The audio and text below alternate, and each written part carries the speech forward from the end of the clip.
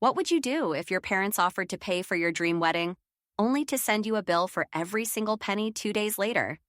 This is my story of how a seemingly generous gift turned into the most devastating betrayal of my life, and how I made sure they regretted it. My name is Emma, and for as long as I can remember, I've lived in the shadow of my older brother, Marcus. This isn't just sibling rivalry or typical middle child syndrome. This is about a lifetime of being treated as the spare child while Marcus was elevated to golden child status, given everything his heart desired while I scraped by on hand-me-downs and birthday money. Let me take you back to where it all began. I was 6 years old, sitting at our kitchen table in our modest home in Portland, Oregon. It was a rainy Tuesday afternoon, and I had spent the entire previous evening memorizing a French poem for my parents. Not because I loved poetry or French, but because I had learned early on that performance earned rewards in our household. I wanted the last chocolate chip cookie sitting in the glass jar on the counter, and I thought that if I impressed them enough, maybe they would see me. I stood up, cleared my throat dramatically the way I'd seen actors do on television, and began reciting Baudelaire's L'Invitation au Voyage in what I thought was perfect French pronunciation. My parents, sitting on the living room couch with their evening coffee, barely glanced up from their newspapers. My father gave a distracted nod, my mother offered a weak smile, and then something happened that would define the next 23 years of my life. My brother Marcus, who was 10 years old at the time, walked down the stairs and announced he had successfully tied his shoelaces without help for the very first time. Without hesitation, my mother leaped from her seat, clapping her hands with genuine delight. My father put down his newspaper and ruffled Marcus's hair, praising him like he'd just won a Nobel Prize. And then, right in front of me, my mother walked to the kitchen, took that last cookie, and handed it directly to Marcus as his reward. I stood there, frozen mid-verse, my carefully practiced French poem dying on my lips. That moment crystallized something for me. No matter what I achieved, no matter how hard I tried, Marcus would always come first. He was 33 years old when this story truly began, and I was 29. But that power dynamic, established when we were children, had never really changed. Growing up in our 3-bedroom house on Maple Street, the favoritism wasn't subtle. Marcus got the larger bedroom with the view of Mount Hood in the distance. I got the smaller room that faced our neighbor's fence. When Marcus expressed interest in learning guitar at age 12, my parents immediately purchased a $1,500 Gibson Les Paul and enrolled him in private lessons with a professional musician. When I asked for art supplies at age 11, they bought me a $20 sketching kit from the local craft store and told me to watch YouTube tutorials. Marcus received a brand new Honda Civic for his 16th birthday, complete with a red bow on the hood, like in those luxury car commercials. I received driving lessons and was told I could borrow my mother's station wagon if I asked permission and filled the tank with my own money. By the time I turned 14, I had already started babysitting for our neighbors, working weekend shifts at the local library, and taking any odd jobs I could find just to afford the things my peers took for granted. My parents paid for Marcus's entire college education at UCLA, covering tuition, room and board, spending money, and even funding 2 summer backpacking trips through Europe. When it came time for me to apply to colleges, they sat me down at our dining room table and handed me pamphlets for community colleges and scholarship applications. I remember my mother saying, "Emma, you're such a smart girl. We're confident you can figure this out on your own. Besides, Marcus is applying to graduate school, and we need to make sure we can support him through that." I did figure it out. I earned a full academic scholarship to Oregon State University, worked 3 part-time jobs throughout my 4 years there, and graduated with honors in business administration. Marcus took 6 years to finish his undergraduate degree in communications, changed his major twice, and needed my parents to bail him out when he racked up $8,000 in credit card debt during his senior year. They paid it without blinking and never mentioned it to him again. But here's the thing about being the overlooked child. You become resourceful, independent, and incredibly resilient. While Marcus learned to coast on our parents' generosity, I learned to stand on my own 2 feet. By age 25, I had landed a solid job as a marketing coordinator at a tech startup in Seattle, earning $68,000 a year. I had my own apartment, a reliable used Toyota Corolla that I'd purchased with my own money, and a savings account that I'd been diligently building since my first paycheck. Marcus, at 29, was still living in the basement apartment my parents had renovated for him. working sporadically as a freelance social media consultant, earning maybe $30,000 a year on a good year. But in my parents' eyes, he was the success story, and I was just doing what I was supposed to do. 4 years ago, when I was 25 and Marcus was 29, something happened that made me realize just how deep this favoritism ran. Marcus announced his engagement to his girlfriend of 2 years, Stephanie. They had met at a coffee shop where she worked as a barista while pursuing her yoga instructor certification. She was nice enough, if a bit vapid, but Marcus seemed happy, and I was genuinely pleased for him. The engagement party was held at an upscale restaurant in downtown Portland called Le Pigeon, with 40 guests in attendance. My parents spared no expense, renting out the entire private dining room, hiring a live jazz trio, and serving a multi-course tasting menu paired with expensive wines.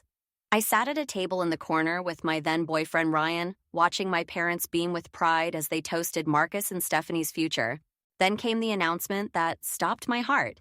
After the dessert course, my father stood up, clinked his crystal wine glass to get everyone's attention, and delivered a speech about how proud he was of Marcus for finding his life partner. And then he said the words that would haunt me for years. Your mother and I want to give you and Stephanie the wedding of your dreams, but more than that, we want to give you the foundation for your future together. We're gifting you $600,000. The room erupted in applause and shocked gasps. $600,000. I watched the color drain from Ryan's face beside me.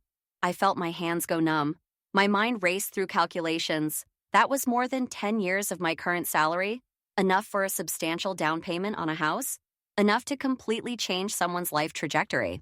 Marcus and Stephanie used the money exactly as promised. They purchased a stunning 4-bedroom craftsman-style home in the trendy Alberta Arts District of Portland, with hardwood floors, a renovated kitchen with marble countertops, and a backyard with a cherry blossom tree. They spent another $70,000 on their wedding, which was held at a vineyard in the Willamette Valley with 200 guests, a live band, and catering from one of Portland's top restaurants. The remaining money went into savings and investments. I sat at their wedding, wearing a bridesmaid dress I'd purchased with my own money, watching my parents cry tears of joy during the ceremony, and I felt something inside me harden. I had spent years telling myself that their different treatment of us didn't matter, that I was fine being independent, that I didn't need their financial support.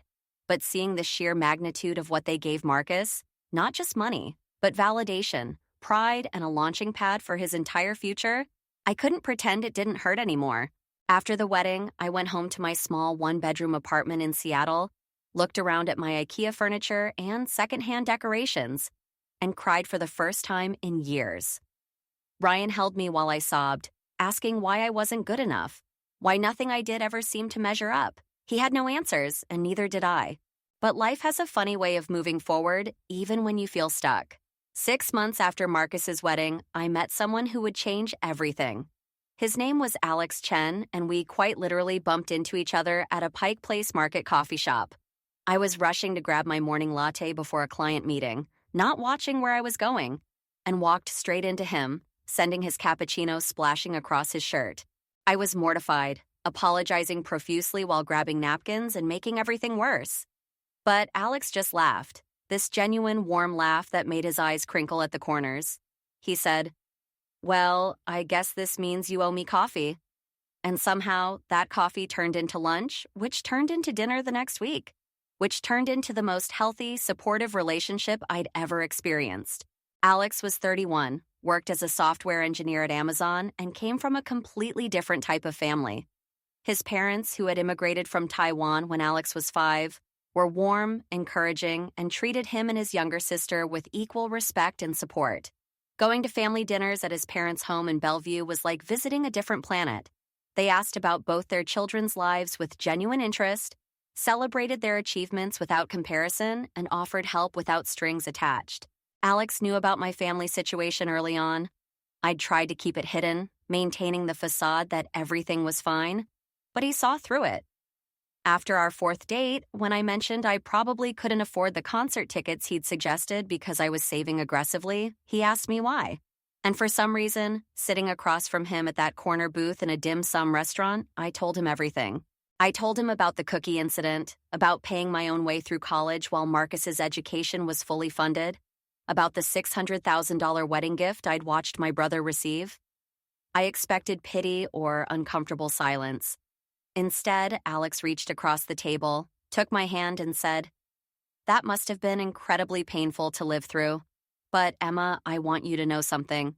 Your independence and resilience aren't consolation prizes. They're some of your greatest strengths, and anyone who can't see your value is missing out on knowing an extraordinary person." For the first time in my life, I felt truly seen. Not for what I could accomplish or prove, but for who I was. Alex became my partner in every sense of the word. We moved in together after a year, combining our resources to rent a beautiful 2-bedroom apartment in Capitol Hill with exposed brick walls and large windows overlooking the city. We adopted a rescue dog named Pepper, started a garden on our small balcony, and built a life that felt genuinely ours. My career flourished during this time. I was promoted to senior marketing manager with a salary increase to $87,000 a year. I had successfully paid off my student loans, built my savings account to $45,000, and even started a small investment portfolio. I was proud of what I'd accomplished entirely on my own, without a single dollar from my parents. Marcus, meanwhile, had quit his freelance work entirely and was staying home while Stephanie worked as a yoga instructor, teaching classes at various studios around Portland. My parents occasionally mentioned during phone calls that they were helping Marcus and Stephanie with some expenses, while Marcus explored his options, which I translated as them continuing to subsidize his lifestyle while he figured out what he wanted to be when he grew up at age 32. It was a crisp Saturday morning in October when Alex proposed. We had driven to Snoqualmie Falls, about 30 miles east of Seattle, for a morning hike. The autumn leaves were at peak color, brilliant reds, oranges, and yellows creating a canopy above the winding trails. We'd been hiking for about an hour when Alex suggested we take a break at an overlook he'd scouted a few weeks prior. The view was breathtaking. The Snoqualmie River cascaded down 270 feet of granite cliff face, creating a mist that caught the morning sunlight and formed dozens of tiny rainbows. The sound of the falls filled the air, a constant, powerful roar that made the moment feel both intimate and grand. I was standing at the railing, taking photos on my phone, when I turned around to ask Alex if he wanted me to take his picture. He was down on one knee, holding a small velvet box with tears in his eyes and the biggest smile on his face. "Emma Rodriguez," he said, his voice carrying over the sound of the falls. "You are the strongest, kindest, most incredible person I've ever met. You've taught me what it means to build a life with purpose and integrity. Every day with you is an adventure, and I want to spend the rest of my life adventuring with you. Will you marry me?" The ring was simple but stunning. A sapphire surrounded by small diamonds and a white gold band. Alex explained later that he'd chosen a sapphire instead of a traditional diamond because he knew how much I loved the color blue, and because he wanted something as unique as our relationship. It must have cost him at least $4,000, and I loved it more than I could express. I said yes immediately, tears streaming down my face, and we spent the rest of the morning at the falls, calling friends and taking silly selfies to commemorate the moment. It was perfect, uncomplicated, genuine, and entirely about us. For once in my life, I felt like I was writing my own story instead of living in someone else's shadow. That evening, back in our apartment with Pepper curled up between us on the couch, Alex and I started talking seriously about the wedding. We both wanted something meaningful, but not ostentatious. I had already been through the spectacle of Marcus's 200-person vineyard wedding, and I knew that wasn't what I wanted.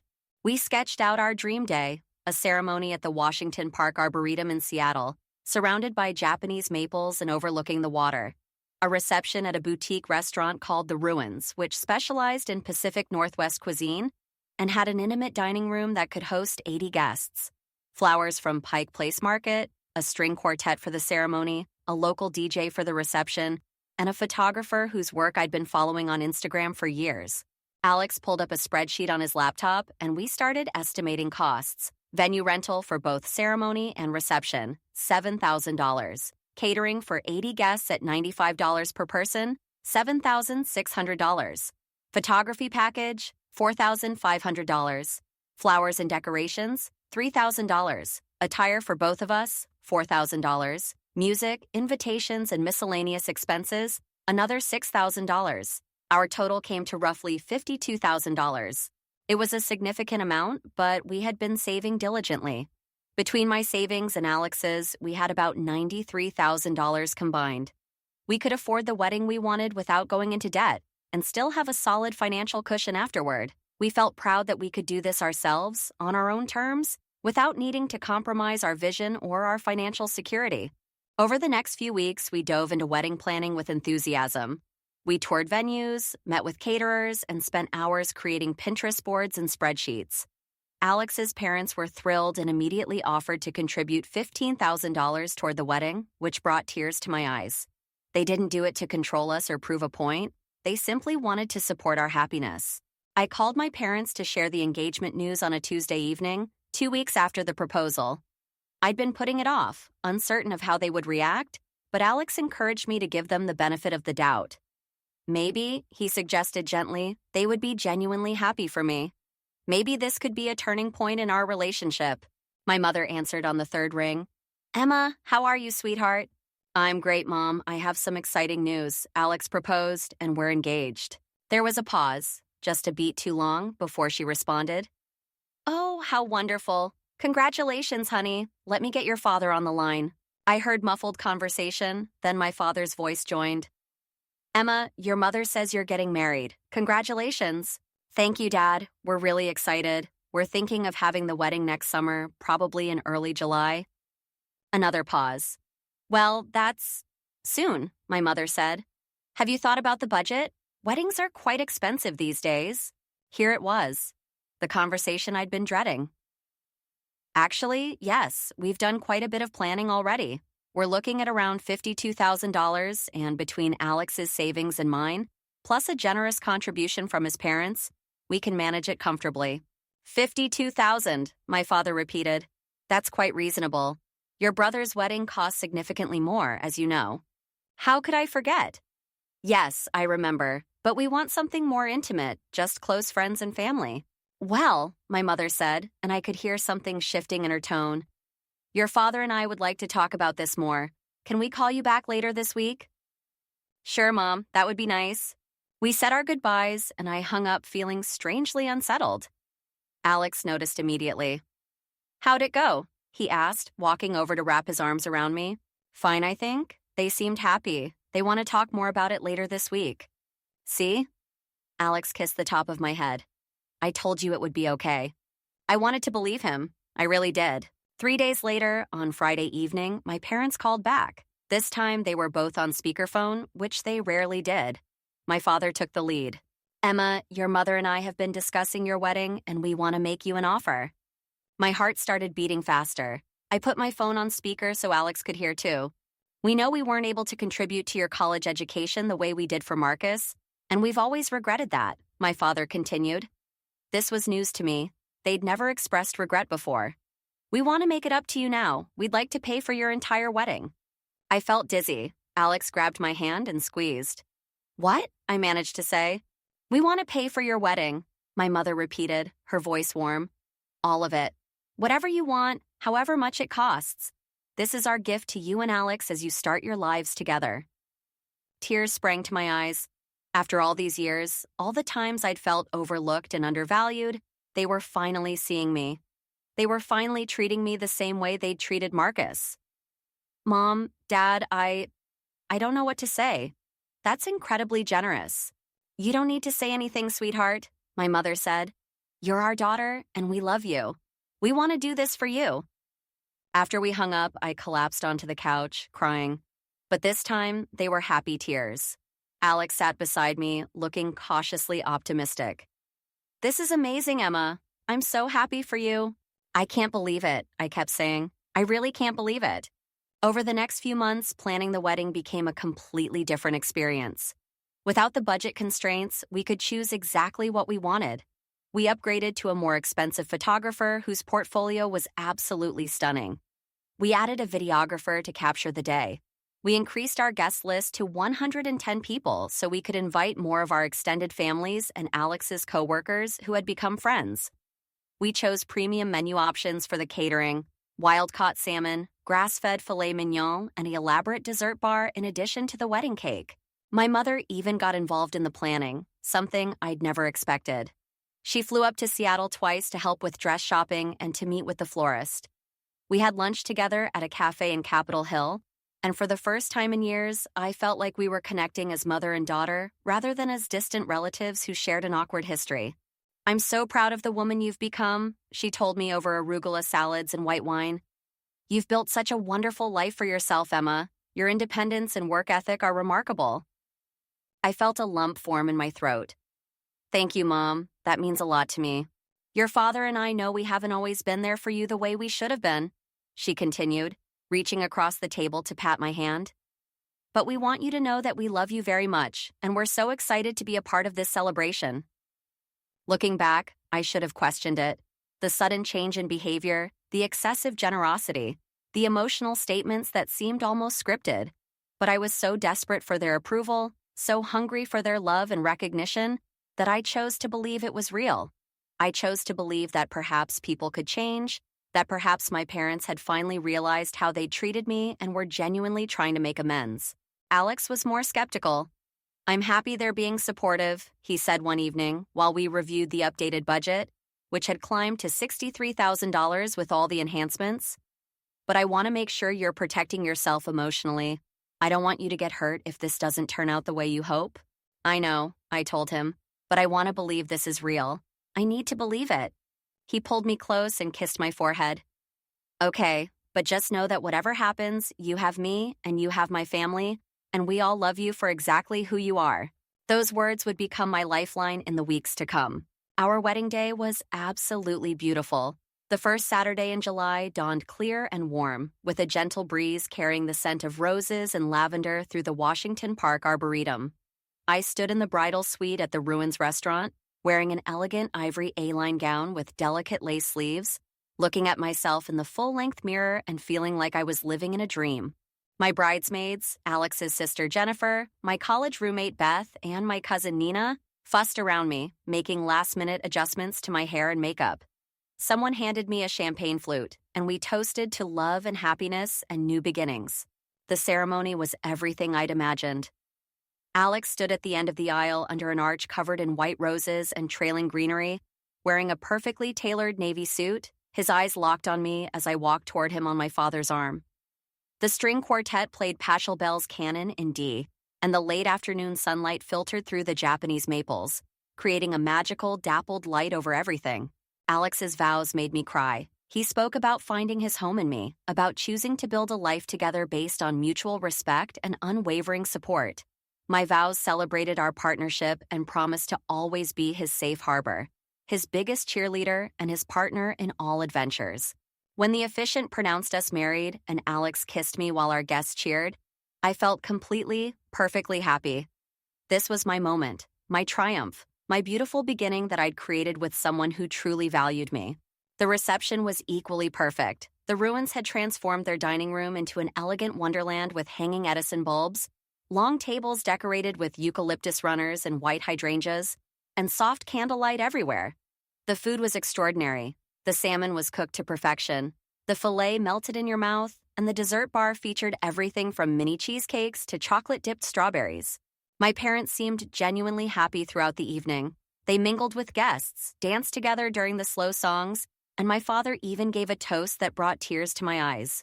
"Emma," he said, standing at the head table with a microphone and a glass of champagne, "from the moment you were born, we knew you were special. You've always been determined, intelligent, and incredibly capable. Watching you grow into the remarkable woman you are today has been one of the greatest joys of our lives. Alex, welcome to our family. We couldn't ask for a better partner for our daughter." I hugged both my parents during the father-daughter dance, whispering thank you through happy tears. My mother hugged me tightly during the mother-daughter dance, telling me how beautiful I looked and how proud she was. It was the family acceptance I'd craved my entire life, and it felt like coming home. At the end of the night, as Alex and I drove away in our decorated car toward our hotel suite downtown, I felt like the luckiest woman in the world. We'd done it.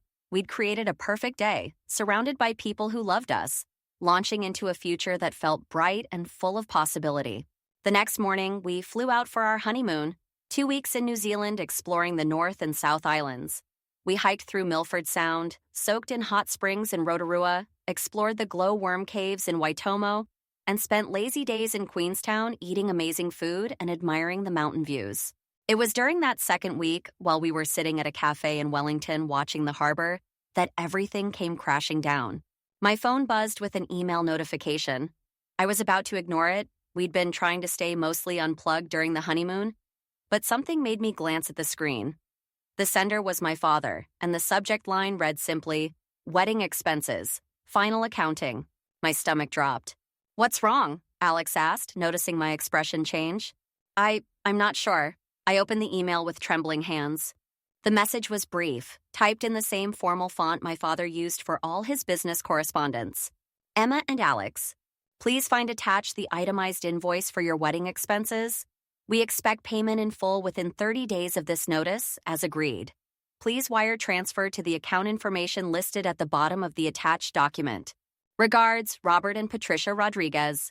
Attached was a PDF file. I opened it, and my vision started to blur. It was an invoice, meticulously detailed, listing every single expense from the wedding. Venue rental, $7,200 catering, 110 guests, Aurora's $105 person, $11,550 per hour. Bar service, $3,400 photography, $5,800 videography, $3,200 flowers and decorations, $4,900 wedding dress and alterations, $2,800 groom's attire, $1,400 string quartet, $1,800 DJ, $2,100 wedding cake, $780 invitations and programs, $940 hair and makeup, $1,100 transportation, $850 hotel suite, $550 miscellaneous expenses, $1,274.38. Total amount due, $49,644.38. I stared at the screen, unable to process what I was seeing. Alex leaned over and read the email, and I heard him say very quietly, "What the fuck?" "They're billing us," I whispered. "They're actually billing us for the wedding." My hands were shaking so hard I could barely hold the phone. All the warmth from the day, from the beautiful Wellington sunshine and the peaceful harbor view, drained away. I felt like I'd been punched in the stomach. "This has to be a mistake," Alex said, but his voice lacked conviction. "Call them, right now." With trembling fingers, I called my father's cell phone. It went straight to voicemail. I tried my mother's phone. Same thing. I sent text messages to both of them. "Dad, Mom, I got your email. Please call me immediately. This has to be a misunderstanding." No response. I tried calling again, and again, nothing. We sat there in that Wellington cafe for the next hour, my untouched latte growing cold, while I spiraled into panic and confusion. Alex was furious, his jaw clenched tight, but he was trying to stay calm for my sake. "Maybe," I kept saying, "maybe there's some explanation. Maybe their email account was hacked. Maybe this is identity theft. Maybe—" "Emma," Alex interrupted gently, taking my hands in his. "I don't think this is a mistake. But they said it was a gift. They said they wanted to do this for us. They said they loved me and were proud of me." "I know, baby, I know. This doesn't make any sense. Why would they do this? After everything, after the beautiful speeches and the dancing and—" My voice broke. "Why would they do this to me?" We spent the rest of that day trying to reach my parents, trying to make sense of the email, trying to understand what had happened. Finally, at almost midnight Wellington time, which was early morning in Portland, I received a text from my father. "The invoice is not a mistake. We expect payment as indicated. This is not up for discussion." I read that text message over and over, trying to find some hidden meaning, some explanation that would make this okay. But there wasn't one. My parents had deliberately, methodically set me up. They had offered to pay for my wedding, let me believe it was a genuine gift, participated in every moment of the planning and the ceremony, and then 2 days later sent me a bill for everything. I don't remember much about the rest of that night. I know I cried until I couldn't breathe. I know Alex held me while I sobbed, whispering reassurances that none of this was my fault. I know at some point I fell asleep from exhaustion, and when I woke up the next morning, there was a split second where I forgot what had happened. Then reality came crashing back, and the pain was fresh all over again. We cut our honeymoon short by 3 days and flew back to Seattle. On the 15-hour flight home, I barely spoke. I kept replaying every moment of the wedding planning in my mind, looking for signs I'd missed, trying to understand when this had become the plan. Had my parents decided this before they made the initial offer? Had they planned from the beginning to present it as a gift and then demand payment? Or had something changed during the planning process? Had they looked at the rising costs and decided they couldn't or wouldn't follow through? But if they couldn't afford it, why not just tell me? Why not say, Emma, we're sorry, but the costs have gotten higher than we anticipated and we need you to contribute? I would have understood. Alex and I would have scaled back immediately, or we would have taken on a portion of the costs ourselves. We'd never expected them to pay in the first place. No, this wasn't about money they couldn't afford to spend. This was deliberate. This was punishment or control or some twisted test I didn't understand.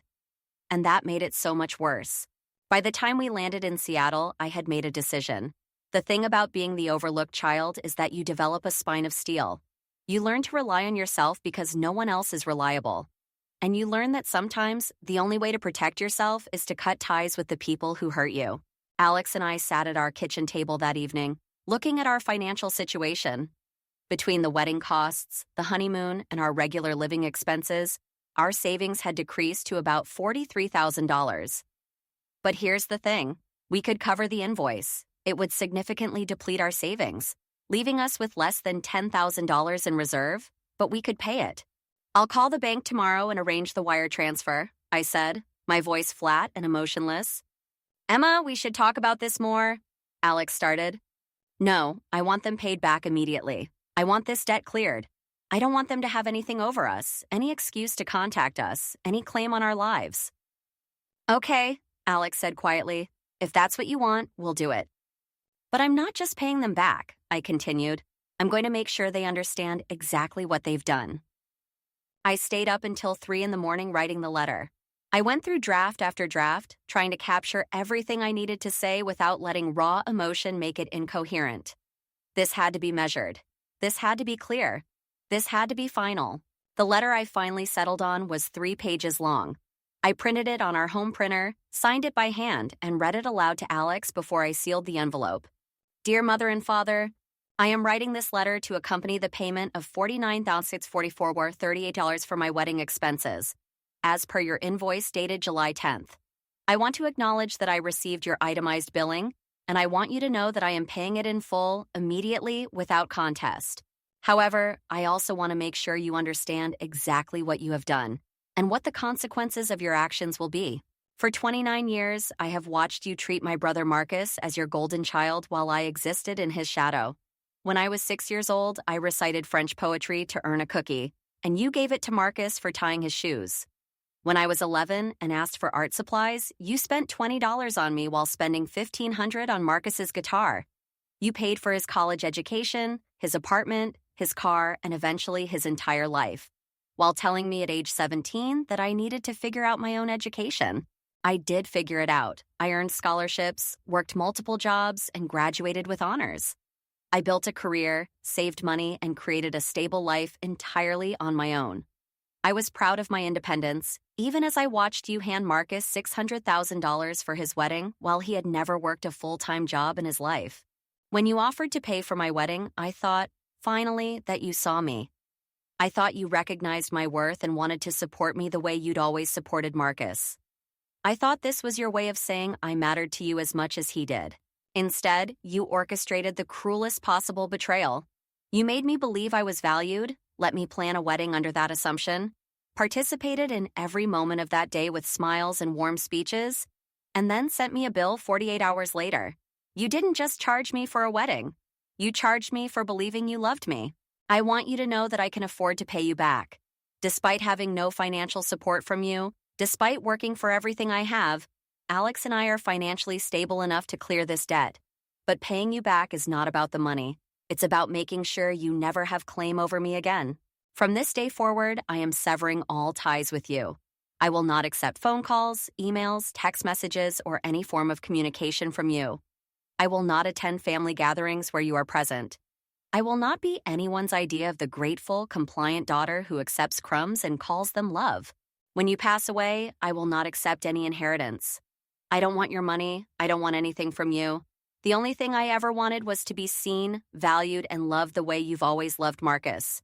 And you've made it clear that will never happen.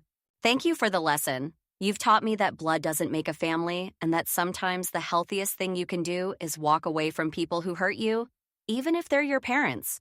Consider all accounts settled. Don't contact me again. Emma Rodriguez Chen. I mailed the letter along with a cashier's check for $49,644.38 on Monday morning. Then I blocked both my parents' phone numbers, their email addresses, and blocked them on all social media platforms. The fallout. For 3 days, there was silence. I went to work, came home, and tried to pretend everything was normal. Alex was supportive but worried about me. I wasn't eating much, wasn't sleeping well, and spent a lot of time just staring at nothing, replaying every interaction with my parents and trying to understand how I'd missed the signs. Then, on Thursday evening, my phone started blowing up. Not from my parents, I'd blocked them, but from everyone else. The first message was from my Aunt Linda, my mother's sister. "Emma, I just heard from your mother about what happened. How could you be so ungrateful? They gave you a beautiful wedding and you're acting like they committed a crime." Then my cousin Michael. "Your parents are devastated. They did nothing but try to help you, and you attacked them with that vicious letter. You should be ashamed." Then my father's brother, Uncle Tom. "I always thought you were a level-headed girl, Emma. This behavior is childish and disrespectful. Your parents deserve an apology." The messages kept coming. More aunts, more uncles, more distant relatives I barely knew, all telling me variations of the same thing. I was ungrateful. I was overreacting. I was destroying the family over nothing. I needed to apologize and make things right. I sat on my couch, watching my phone light up with notification after notification, feeling like I was going crazy. Had I misunderstood what happened? Was I actually in the wrong here? My parents had apparently told everyone their version of events, and in that version, they were the generous parents who'd graciously hosted a wedding, and I was the difficult daughter who was now attacking them for no reason. No one mentioned the $600,000 they'd given Marcus. No one mentioned the patterns of favoritism throughout my childhood. No one mentioned that they'd presented the wedding expenses as a gift and only revealed it was a loan after the fact. They just saw me as ungrateful. The worst message came from Marcus himself on Friday afternoon. He showed up at my apartment building and, when I didn't answer the intercom, called me from a number I hadn't blocked yet. "Emma, it's Marcus. I'm downstairs. We need to talk about what you did to Mom and Dad." I didn't respond. "Emma, I know you're home. Your car's in the garage. Open the door." Still nothing. Then he started yelling, and I could hear him through my third-floor window. "You're being ridiculous. Mom and Dad did a nice thing for you, and you're acting like they're monsters. They never asked you to pay them back. They were just keeping records of expenses. The invoice was for their own records, and you completely misinterpreted it. Now you've hurt them deeply with that terrible letter, and you won't even talk to them." I felt my hands start shaking. I pulled out my phone and started recording audio, wanting evidence of everything that was happening. Marcus continued. "You've always been jealous of me, Emma. Jealous that Mom and Dad supported my dreams. Jealous that I got help when I needed it. Jealous that they helped Stephanie and me buy our house. But you know what? Maybe if you weren't so stubborn and independent all the time, if you actually let people help you, they'd be more willing to. You push everyone away and then cry about being lonely." That's when something inside me snapped. I opened my window and shouted down, "The invoice said payment due within 30 days. How is that just for their records? And where's my $600,000, Marcus? Where's my paid-for education? Where's my no-strings-attached support?" "That's different, and you know it," he yelled back. "I had legitimate needs. You've always been able to handle things on your own." So I get punished for being capable? I get excluded from family support because I learned to survive without it? You're twisting everything. Mom and Dad love you just as much as they love me. You're choosing to see it differently. I slammed my window shut and closed the blinds. I could hear Marcus shouting for a few more minutes before eventually leaving. I sat on my floor, back against the wall, feeling completely alone. That evening, Alex came home to find me in the same position, just staring at nothing. He sat down next to me and pulled me into his arms. "Everyone thinks I'm crazy," I whispered. "Everyone thinks I'm the problem." "You're not crazy," Alex said firmly. "Your parents manipulated you, and now they're manipulating everyone else. This is what toxic people do. They make you doubt your own reality."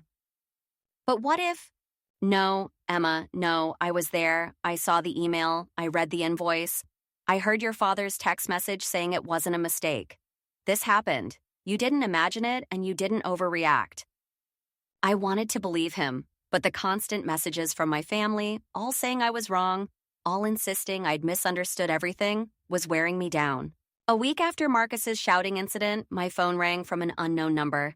I'd been screening all calls, but something made me answer this one. Emma, this is your Uncle Richard, your father's brother. I know we haven't spoken in many years, and I'm sure you're surprised to hear from me. I was surprised. Uncle Richard had been estranged from the family for over 2 decades. I barely remembered him, just vague memories of a tall man with kind eyes who used to visit when I was very young, before he stopped coming around entirely. I'm calling because I heard through the family grapevine what happened with your wedding. And Emma, I need to tell you something. What your parents did to you is not new. It's a pattern, and I know that pattern intimately because they learned it from their own parents, and they've been using it their whole lives. He had my full attention now. 23 years ago, Uncle Richard continued, your grandparents, your father's parents, did something very similar to me. They offered to loan me money to start my business, told me it was a family investment, encouraged me to move forward with my plans. Then, 6 months after I'd launched my company and was starting to see success, they showed up at my office demanding repayment with interest. When I couldn't pay it all immediately, they threatened to sue me and told everyone in the family that I'd stolen from them. I felt cold. What happened? I paid them back, but it destroyed my business and my relationship with most of the family. Your father was in his early 30s at the time, and I desperately needed him to stand up for me, to tell our parents that what they were doing was wrong. Instead, he sided with them. He told me I should have been more responsible, that I should have gotten everything in writing, that it was my fault for trusting them. That sounds exactly like something he would say, I whispered. Emma, your parents aren't doing this because they're confused or because they made a mistake. They're doing it because this is how they maintain power and control. They learned from my parents, your grandparents, that you can manipulate people through money, offer support, create dependency, and then pull the rug out. It proves you're in charge, and it keeps people desperate for your approval. But why me? I asked, my voice breaking. Why not Marcus? He's their golden child. He gets everything without strings. Uncle Richard sighed. Because Marcus is compliant. He does what they want, lives the life they approve of, and doesn't challenge them. You, Emma, are independent. You built a life without them, which means they can't control you the normal way. So they found another method. Make you believe you were finally accepted, then rip it away to remind you of your place. I was crying now, but they were angry tears, not sad ones. Everyone thinks I'm overreacting. Everyone is on their side. Of course they are. That's part of the pattern, too. Your parents are excellent at managing their public image. They'll tell everyone a version of events that makes them look generous and you look unstable. People will believe them because it's easier than questioning someone who seems respectable and successful. Did you ever reconcile with the family? No, and honestly, Emma, it was the best decision I ever made. I rebuilt my business, found peace, and created a life surrounded by people who actually value me.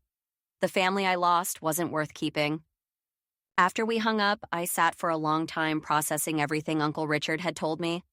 It reframed everything, not just the wedding incident, but my entire childhood. The favoritism toward Marcus wasn't accidental or even based on gender. It was strategic. Keep one child compliant through generosity, keep the other child hungry for approval through neglect. Maintain control through both methods. I realized I'd spent 29 years trying to earn something my parents were never going to give me freely. And the one time they appeared to give it, the wedding gift, was actually just another manipulation. Another way to prove they held all the power. The revelation. 2 days after Uncle Richard's call, something else happened that changed everything. I received an email from my mother at her work address, which I hadn't thought to block. The subject line was, "Please read an explanation." The email was long and full of justifications. Emma, your father and I never intended to actually collect payment for the wedding. The invoice was meant as a teaching moment. We wanted to see how you would respond to financial responsibility. We were planning to wait a few weeks, see if you understood the lesson about gratitude and family obligations.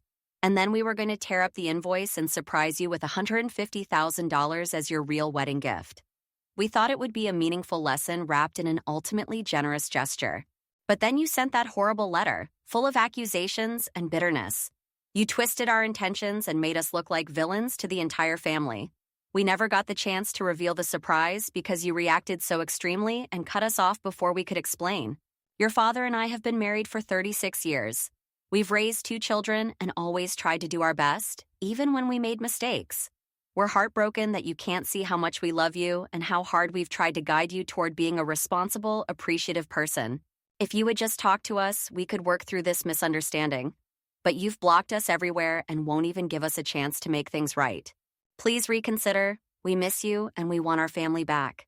Love, Mom. I read the email 3 times, my hands shaking with rage. A teaching moment.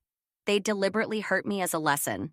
They'd let me believe I was finally valued, let me plan and execute a wedding thinking I had their support, and it was all a test. And what was the lesson exactly? What was I supposed to learn? That I should be grateful for crumbs? That I should accept manipulation with a smile? That financial support comes with emotional abuse? But the most infuriating part was the framing.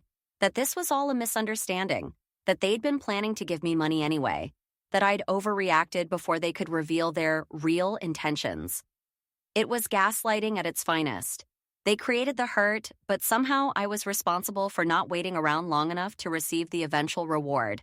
I showed the email to Alex, who read it with increasing disbelief. "This is insane," he said flatly. "Emma, this doesn't make it better. This makes it worse. They deliberately manipulated you as a test? What kind of parents do that?" "Parents who learned from my grandparents," I said bitterly, thinking of Uncle Richard's story. "Parents who think love means control."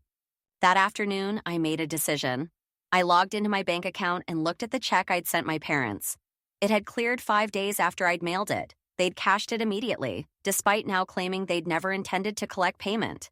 I took a screenshot of the cleared check, along with the original invoice with payment due within 30 days, clearly stated, and my father's text message saying, "The invoice is not a mistake." Then I wrote a brief email response. "Mother, thank you for confirming that the invoice was deliberate manipulation rather than a simple misunderstanding or accounting error. You describe it as a teaching moment, but the only thing you taught me is that your love comes with strings and tests.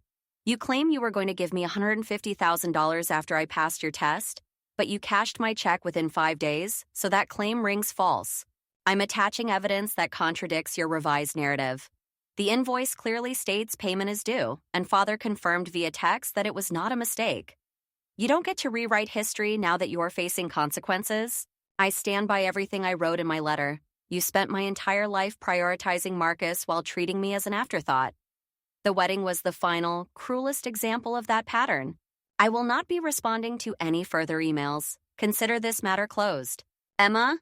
I sent it and immediately blocked her work email address too. Then I blocked her on LinkedIn, Instagram, and every other platform I could think of. I was done with second-guessing myself. I was done with wondering if I'd overreacted. I was done with giving them opportunities to hurt me further. But my parents weren't done. 3 days later, on a Saturday afternoon, they showed up at my apartment building. Alex and I were preparing dinner when the doorbell camera notification popped up on my phone. There they were, standing at the entrance, my father wearing his serious business expression, my mother looking tired and sad. I didn't answer. They rang again and again. Then my phone started ringing from an unknown number. They'd found a way around my blocks. I didn't answer, but I did look up mobile, depositing the check and confirming it had cleared. They stood outside for 20 minutes, alternating between ringing the doorbell and trying to call. Finally, my father looked directly at the camera and said loudly, "Emma, we know you're home. We just want to talk. We're not leaving until you speak with us." Alex looked at me. "What do you want to do?" I thought about it. I could continue ignoring them, but they might stand there for hours. I could call the police, but that felt extreme and would create more family drama. Or I could face them one final time and say what I needed to say with absolute clarity. "I'll go down," I decided. "But you're coming with me, and we're talking to them outside. They're not coming up to our apartment." Alex and I went downstairs. When I opened the building door, my mother immediately tried to hug me. I stepped back, keeping a physical distance between us. "Emma, sweetheart, please let us explain," she started. "No, I'm going to talk and you're going to listen," I said firmly. "Then we're done." My father looked annoyed. "Emma, we're your parents. You need to show us some respect." "Respect?" I interrupted. "You want to talk about respect? Let's talk about respect. You billed me for my wedding 2 days after I got married. You cashed the check within a week. Then, when I cut contact, you told everyone in the family a false version of events to turn them against me. Now you're claiming it was all a teaching moment and that you were going to give me money eventually? But that claim is contradicted by your own actions. So, no, Dad, I don't think we're going to talk about respect. We made a mistake, my mother said, tears in her eyes. We handled it poorly, but our intentions were good. We just wanted you to understand the value of financial responsibility. Stop, I said coldly. Just stop. I'm 29 years old. I put myself through college. I built a career. I have a stable marriage and healthy finances. Don't you dare lecture me about financial responsibility when Marcus has never held a full-time job and you've bankrolled his entire adult life. Your brother's situation is different, my father started. How? Explain to me exactly how it's different. Use specific words. I want to hear you say it out loud. Silence. They couldn't answer without admitting the truth. That Marcus got support because he was compliant and I didn't because I wasn't. This isn't about Marcus, my mother finally said. This is about you and us and our relationship. We don't have a relationship, I said flatly. We have a history of you neglecting me emotionally and financially while prioritizing Marcus, and then punishing me for becoming independent. The wedding wasn't an anomaly. It was the culmination of 29 years of you proving, over and over, that I'm not valued the same way he is. That's not true, my mother protested. We love you just as much as we love your brother. Then where's my $600,000? Where's my paid-for education? Where's my subsidized housing? Where's my consistent financial support through my 20s? Show me the love in my bank account, Mom, because I can't find it. My father's face was getting red. You've always been ungrateful for what you have. We gave you a home, food, education through high school. The bare minimum legal requirements for raising a child, I finished. Congratulations on meeting the absolute baseline of parenting. Emma Rodriguez, that is enough, he shouted. We came here to reconcile, to find a way forward, and you're being deliberately difficult. Good, I said simply. I'm done making things easy for you. I'm done pretending this is normal. I'm done accepting crumbs and calling it love. My mother was crying openly now. We can't lose you. You're our daughter. We raised you. Doesn't that mean anything? For a moment, I felt something crack in my chest. Not sympathy exactly, but acknowledgement of the enormity of what I was walking away from. These were my parents. Despite everything, they were the people who raised me, who attended my school plays and drove me to soccer practice and taught me to ride a bike. There were good memories mixed in with all the painful ones. But then I thought about the invoice. I thought about planning my wedding believing I was finally seen, finally valued, only to have that yanked away as a lesson. I thought about Uncle Richard, destroyed by my grandparents' identical manipulation. I thought about a lifetime of being second best. It means something, I said quietly. It means I know exactly what kind of people you are, and I'm choosing to protect myself from that. I pulled an envelope from my jacket pocket.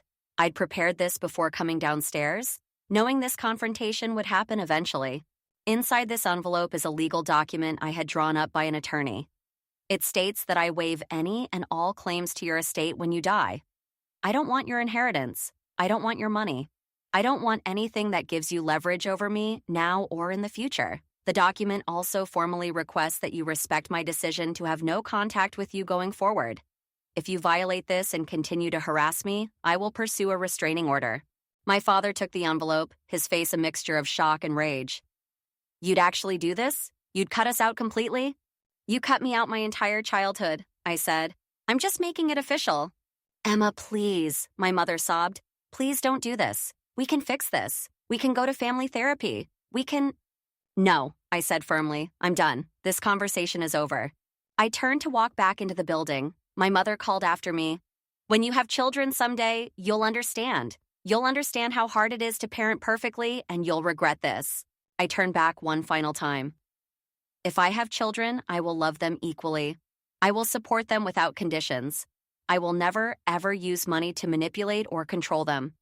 And I will break this toxic cycle so thoroughly that they'll never experience what I experienced. That's my promise to my future children, to be nothing like you. The look on her face almost broke my resolve, but I held firm.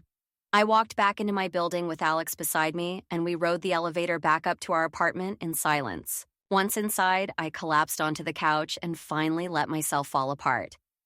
I cried for the parents I'd wanted but never had. I cried for the childhood I deserved but didn't receive. I cried for the relationship I'd just formally ended. And underneath all of that, I cried with relief that it was finally, truly over. The next few weeks were difficult. Extended family members continued their campaign of messages and calls, though less frequently. I blocked each one as they appeared.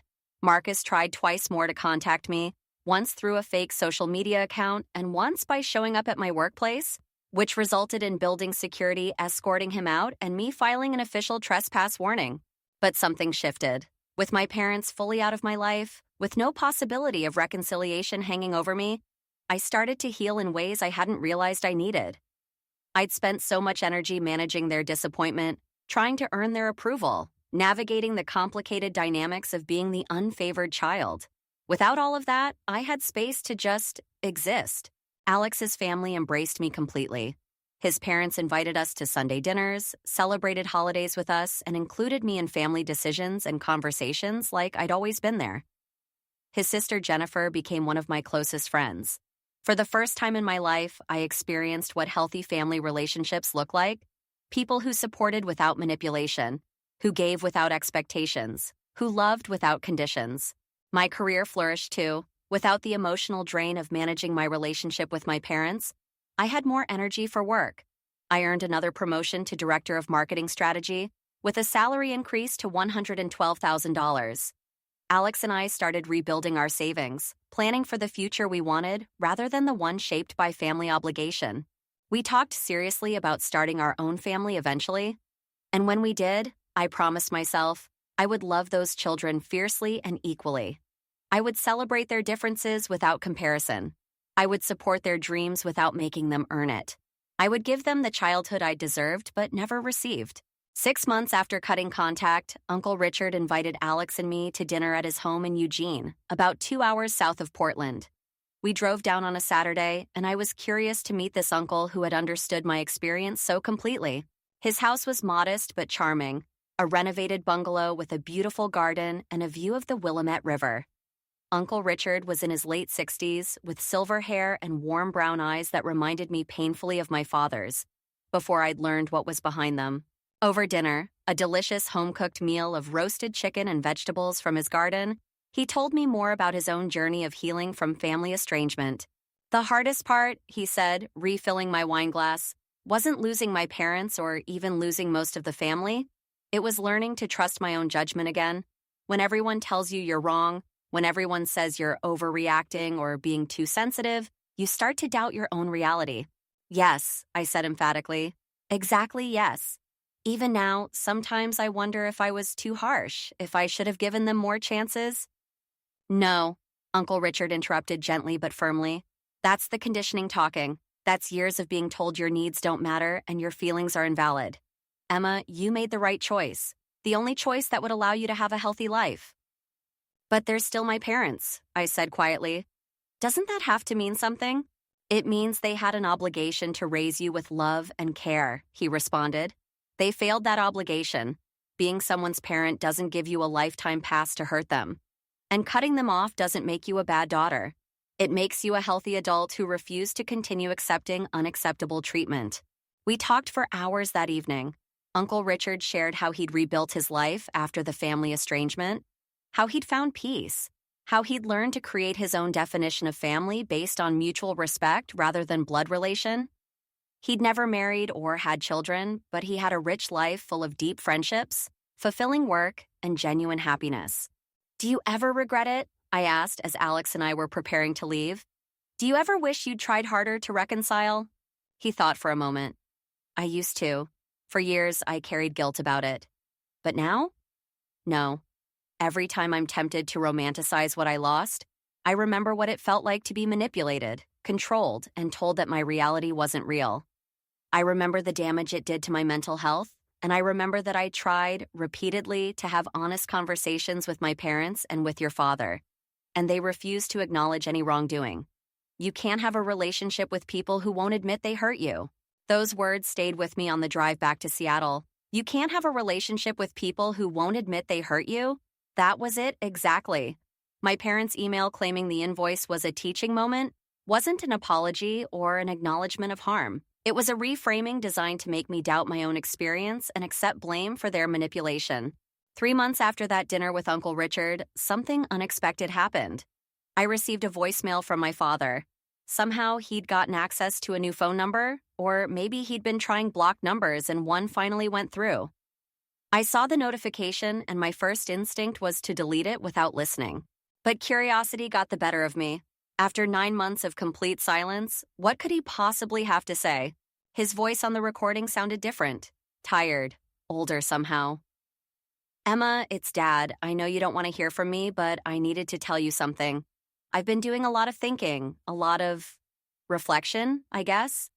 Your mother and I have been going to therapy, trying to understand what happened and why you felt you needed to completely cut us out. The therapist helped me see some things I hadn't wanted to acknowledge, about how we treated you compared to Marcus, about the patterns of favoritism, about the wedding situation, and how manipulative that really was, regardless of our intentions. I'm not asking you to forgive us or to talk to us. I'm just calling to say that I think I finally understand how much we hurt you, and I'm sorry. Genuinely sorry. Not sorry that you reacted badly or sorry that you misunderstood. Sorry that we failed you as parents. If you're ever willing to talk, we're here, but if you're not, I understand that too. I just wanted you to know that we finally get it. We finally see what we did. The message ended. I sat staring at my phone for a long time. Alex found me like that when he got home from work. What's wrong? I played him the voicemail. He listened carefully, then said, How do you feel? I don't know, I admitted. Part of me feels vindicated, like finally they're acknowledging what they did. But another part of me is angry that it took 9 months and a therapist to get them to see something that should have been obvious. And another part of me just feels sad. Sad that it took all of this to get to this point. Do you want to respond? Alex asked carefully. I don't know, I said again.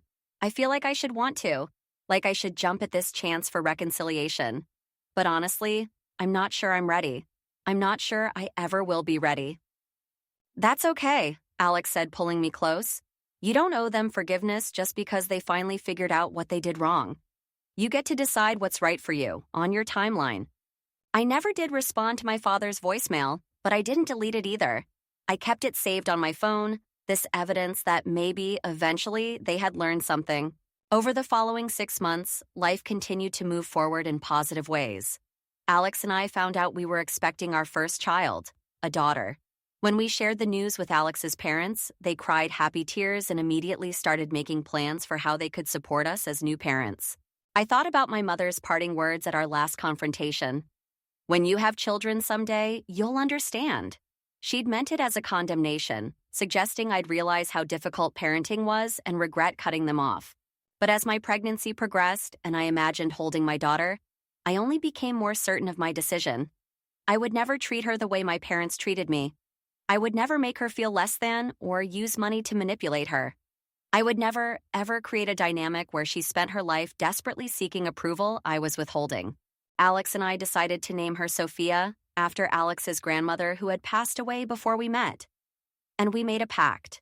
We would raise her in an environment of unconditional love, where her worth wasn't measured by her achievements or her compliance, where she was celebrated for exactly who she was. Marcus sent a congratulations text when he heard about the pregnancy through extended family.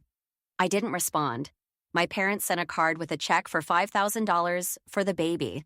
I returned it unopened with a note that simply said, "No thank you." Some people might see that as petty or unnecessarily harsh, but I saw it as boundary maintenance. I'd learned that with my parents, any opening, even a small one like accepting a baby gift, would be seen as an invitation to reestablish contact on their terms, with all the manipulation and control that entailed. It's been almost 2 years now since my wedding day.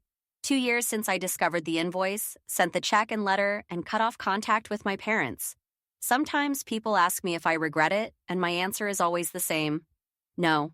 Do I regret that my parents weren't the people I needed them to be? Yes.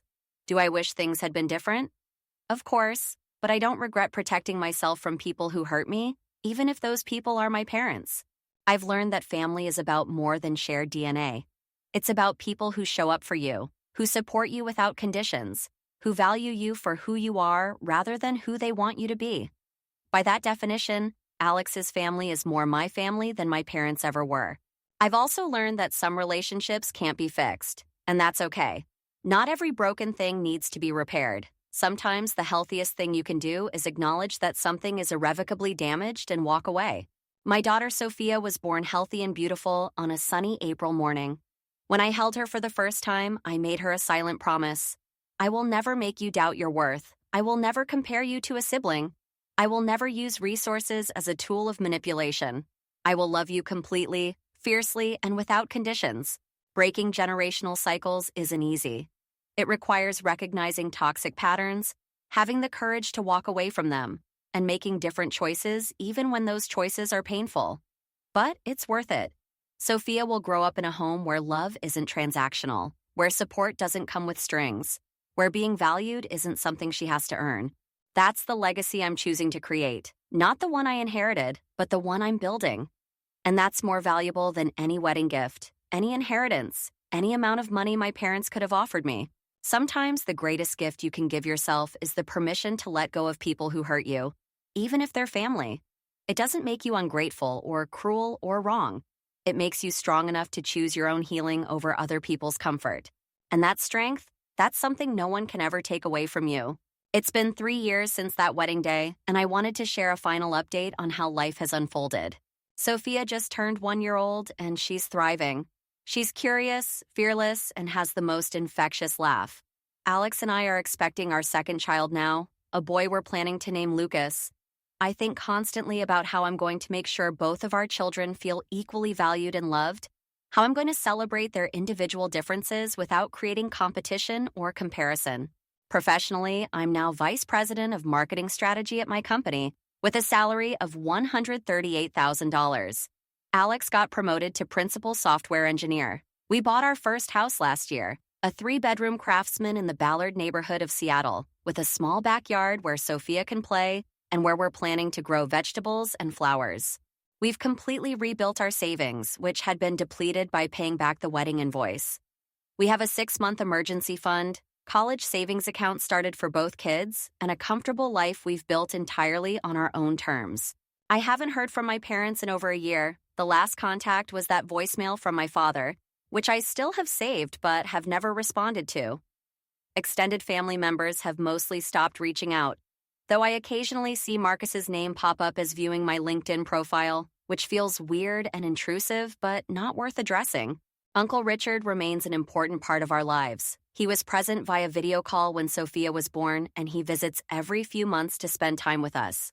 He's become the grandfather figure I never had, teaching Sophia silly songs and bringing thoughtful gifts and offering wisdom without judgment. Alex's parents are wonderful grandparents to Sophia. They babysit twice a week, host family dinners every Sunday, and are already planning what crafts and games they'll do with Lucas when he's born. Watching them interact with my daughter, I see what grandparenting should look like: joy without manipulation, support without strings, love without conditions. Sometimes I wonder what my parents' lives look like now. I wonder if they think about me, if they miss me, if they understand at a deeper level why I made the choice I made. I wonder if Marcus is still living in that house they bought him, still dependent on their financial support well into his mid-30s. But mostly, I don't wonder. I've built a life that doesn't revolve around them, doesn't factor them in, doesn't leave space for their dysfunction. And that life is good. Really, genuinely good. The other day, Sophia was playing with blocks in our living room, stacking them carefully in a tall tower. When the tower fell, she looked up at me with wide eyes, uncertain whether I would be disappointed or frustrated. I scooped her up, laughed, and said, "That was awesome. Let's build it again, even taller this time." In that moment, I realized this was my revenge. Not against my parents exactly, but against the cycle they represented. My revenge was raising children who never doubted their worth, who never competed for scraps of affection, who never had to perform for love. My revenge was creating a family built on health, respect, and genuine care. That's the ultimate plot twist in this story. I didn't need to confront my parents further, didn't need to make them suffer or understand or apologize more thoroughly. I just needed to walk away and build something better. For myself, for my husband, and for my children. If you've made it this far in my story, thank you for listening. If you're going through something similar, dealing with toxic family dynamics, questioning whether you're justified in your anger, wondering if you should give people more chances, I want you to know this. Trust yourself. Your feelings are valid, your boundaries are important, and you deserve to be in relationships where you're valued, celebrated, and loved without conditions. That's what I've learned from this whole experience.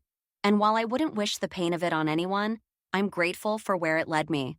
To a life of authenticity, to a family of my own creation, and to the unshakable knowledge that I am worthy of real, genuine love.